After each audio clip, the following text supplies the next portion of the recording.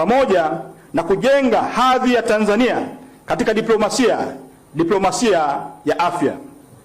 Kwa msingi huo, kujenga viwanda vya dawa si mradi wa viwanda pekee, ni uwekezaji wa kimkakati katika afya, uchumi, sayansi na nafasi ya Tanzania katika dunia. Na ndiyo maana serikali inakuja na mkakati wa kuharakisha ukuaji wa sekta ya viwanda vya dawa, yani Pharmaceutical Acceleration Strategy. Serikali inatambua kuwa maendeleo ya sekta ya viwanda vya dawa hayawezi kusubiri mifumo ya kawaida ya maamuzi. Hii ni kwa kuwa mifumo hiyo inachukua muda mrefu, na ninyi mmesema wenyewe.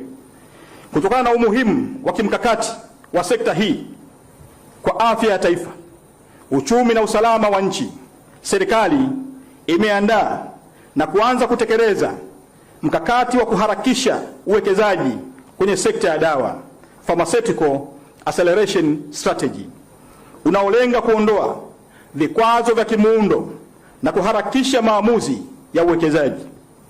Kupitia mkakati huu, serikali imejipanga kuweka mfumo maalum wa maamuzi ya haraka, yani fast track decision framework, kwa miradi ya viwanda vya dawa, ambapo masuala ya leseni, vibali, ardhi, kodi, usajili wa bidhaa na upatikanaji wa miundombinu yatafanyiwa kazi kwa wakati mmoja badala ya kuwa hatua za kujirudia. Lengo ni kuhakikisha mwekezaji mwenye nia ya dhati anapata majibu ya wazi, ya haraka na yanayoratibika.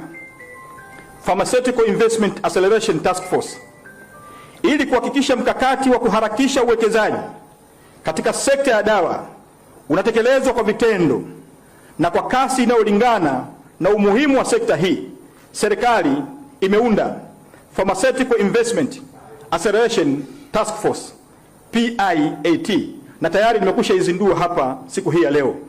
Hiki ni chombo maalum cha kwenda kufanya maamuzi ya haraka na kuratibu uwekezaji wa kimkakati katika viwanda vya dawa nchini.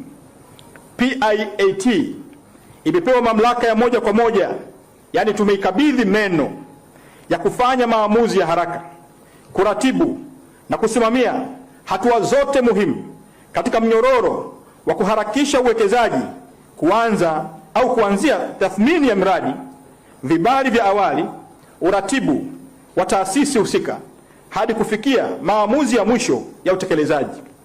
Hii inakwenda kuondoa urasimu ambayo ninyi mmeuzungumza hapa kwa kirefu, unaosababishwa na mizunguko mirefu ya maamuzi ya taasisi zetu, taasisi nyingi ambazo kama mlivyosema zisizokuwa na utaratibu mzuri wa uratibu.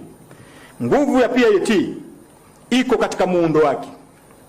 Wajumbe wake wakuu ni watu wenye mamlaka ya moja kwa moja ya maamuzi katika maeneo muhimu ya mnyororo wa kuharakisha au harakishaji wa uwekezaji wa dawa, ikiwemo sera, udhibiti, fedha, ardhi, nishati, biashara, uwekezaji na ununuzi wa umma. Hii ina maana kuwa maamuzi muhimu hayatasubiri rufaa au idhini za ziada.